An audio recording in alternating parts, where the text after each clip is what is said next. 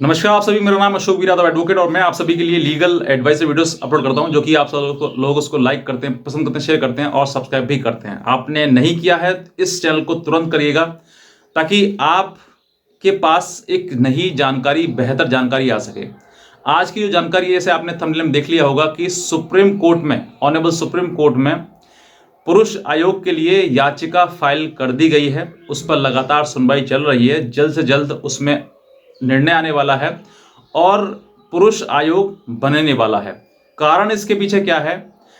अब तक आंकड़े अगर देखे जाएं, आंकड़ों में देखिए, मैं कहता हूं कि 100% सच नहीं होता है। उसमें भी कहीं ना कहीं चीज़ ऐसी होती है जो रिकॉर्ड तक नहीं पहुंच पाती हैं। अगर रिकॉर्ड की बात करें, ऑन रिकॉर्ड, तो अब तक सन 2000 तक 81,036 लोगों ने सुसाइड कर लिया है। यानी कि इस पत्नियों के जो जाल माया है, इन सब चीज़ों से प्रताड़ित होकर लोगों ने, घरेलू हिंसा से प्रताड़ित होकर लोगों ने, अब पतियों ने अपने आप को ख़त्म कर लिया है।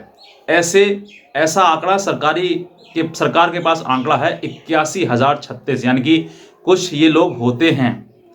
अब मैं आपको बताता हूँ कि जो पत्नियां ये वीडियो देखने के बाद कमेंट करती हैं कि सर आप पतियों का फेवर लेते हैं, सर आप पतियों के लिए ही बोलते हैं, पत्नियों के लिए आप बिल्कुल नहीं बोलते हैं। तो देखिए, मैं पति या पत्नी की बात नहीं कर रहा हूं, मैं बात कर रहा हूं उन लोगों की जिनकी जान जा चुकी है। आप इनके लिए क्या कहोगे? क्या ये किसी का पति नहीं था, किसी का भाई नहीं था, किसी का मामा, किसी का चाचा ताऊ नहीं था? ये आपको समझना है। महिलाओं के लिए कानून बना दिया गया है, वुमेन प्रोटेक्शन एक्ट, यानी कि जो प्रोटेक्शन है, डोमेस्टिक प्रोटेक्शन है, उससे बचाने के लिए कानून बना दिया गया है, महिला आयोग बना दिया गया है। लेकिन पुरुषों का क्या? अब बात करें डोमेस्टिक प्रोटेक्शन एक्ट की, उसमें सिर्फ और सिर्फ महिलाओं के बारे में ही कहा गया है, महिलाओं के लिए ही प्रोटेक्शन दिया गया है। क्या पुरुषों के लिए कोई प्रोटेक्शन नहीं है? पुरुष के साथ घरेलू हिंसा नहीं होती है क्या? ऐसा कहीं नहीं लिखा है। और आज के समय में कानून ने इतना सपोर्ट कर दिया है पत्नियों के लिए कि उसके बाद पति के पास एक ही रास्ता होता है, जीवन त्याग देना। क्योंकि वो एक तो कानून से लड़ना, दूसरा अपने उसी व्यक्ति से लड़ना जो कि अपने शरीर का एक अंग है। हर व्यक्ति गलत नहीं होता, हर पति गलत नहीं होता है, लेकिन कहीं ना कहीं पतियों के साथ वाकई गलत हो रहा है और इसी की वजह से लोग सुसाइड कर रहे हैं। ऐसी मैं अब तक कई वीडियो बना चुका हूं। जैसे कि अभी रिसेंट मैंने एक वीडियो बनाई थी जिसमें कि पति जो है वो 5 माला से जंप कर दिया था उसने। कारण उसमें उसकी एक बेटी थी और उसने जो पत्नी थी उसकी, वो पत्नी जाके अपने मायके बैठ गई और वहाँ से उसने केस कर दिए। वो व्यापारी था और उसने, कहते हैं ना, व्यापारी जो इंसान होता है वो मानसिक रूप से थोड़ा सा कमज़ोर होता है। और कमज़ोर की बात नहीं है, बात ये है कि जब घर परिवार टूटता है और उसके ऊपर से फिर केस लगते हैं, और वो भी सारे झूठे के झूठे, कोई सच्चाई हो उनमें तो इंसान को लगता है, उसको फील होता है कि वाकई मैंने कुछ गलत किया था, इसलिए मेरे से ऊपर ये केस आए। लेकिन जहाँ पर पूरा झूठ होता है, ये आपने दहेज मांगा, अरे जो व्यापारी इंसान है, जो इंसान काम कर रहा है, अच्छे से कमा रहा है, खा रहा है, जिसकी बेटी है, वो आपसे दहेज मांगेगा। और दहेज मांगेगा तो दहेज के लिए फिर आप दहेज की अगर एफआईआर करें तो दहेज के लिए लड़ें फिर, कि दहेज मांगा इसने मुझे, पूरी जिंदगी भर लड़ने की निकाल दीजिए उसमें। आप मना कर दी, मैं नहीं जाऊंगी, तुम्हें शादी करनी कर लो, तुम्हें जो करना है कर लो, लेकिन मैं नहीं जाऊंगा तुम्हारे घर पर। अब मुझे लड़ना है कि तुमने मुझसे दहेज मांगा था। तो उसको फिर कहो कि बीच में क्यों कहते हो कॉम्प्रोमाइज करना है मुझे। फिर आज लोअर कोर्ट से लेकर हाई कोर्ट से लेकर सुप्रीम कोर्ट लगातार इसी चीजों पे सबसे ज्यादा चीजें चल रही हैं। क्योंकि कोई पति पत्नी का झगड़ा कोई ऐसा नहीं है कोई बहुत बड़ा ब्लंडर हो गया, वो बहुत बड़ा क्राइम हो गया, हर घर में होता है। जहां जहां होता है वहां सभी जगह पर ऐसा घर कोई नहीं है जहां पत्नी होती है झगड़ा ना हो।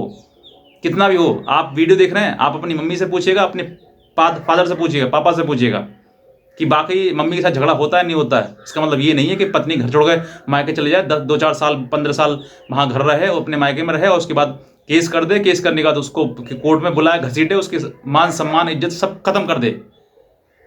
ऐसा नहीं होता है सिर्फ छोटी सी बात पर। ज्यादातर केसेस जो है वो महिलाओं की तरफ से ही फाइल हो रहे हैं आज के टाइम में, पुरुष तो कोई फाइल नहीं कर रहा है।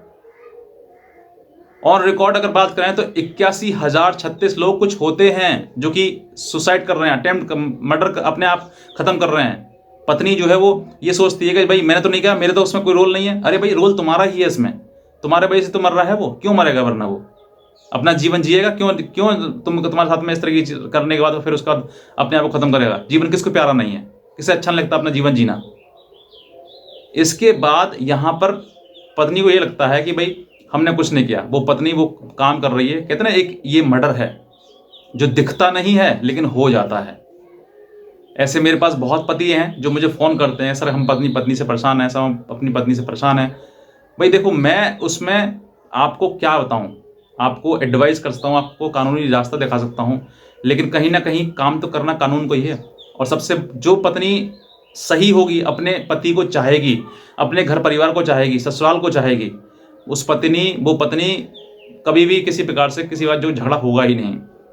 और झगड़ा जो होता है ज़्यादातर, मैं कुछ केस की बात नहीं कर रहा हूँ, कुछ केस को हटा दीजिए जहाँ पति की कमी होती है, पति खराब होते हैं, लेकिन ज़्यादातर आज के टाइम में पत्नियों ने ही लोगों के परिवारों के घर खराब कर दिए।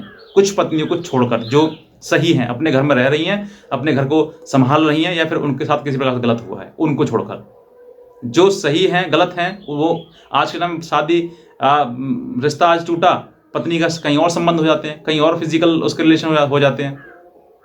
और टूटना क्या है, मुकदमा आपने किया, केस आपने किया, केस आप लड़ रहे हैं, घसीट रहे हैं उसको कोर्ट में, आप घसीट रहे हैं, तो किसी गलती है?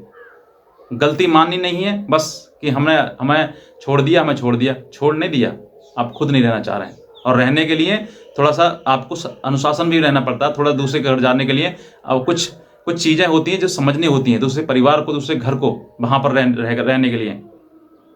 आज सुप्रीम कोर्ट में याचिका फाइल की गई है तो इसलिए नहीं की गई महिलाओं के साथ गलत हो रहा है, बल्कि इसलिए कि पुरुषों के साथ गलत हो रहा है।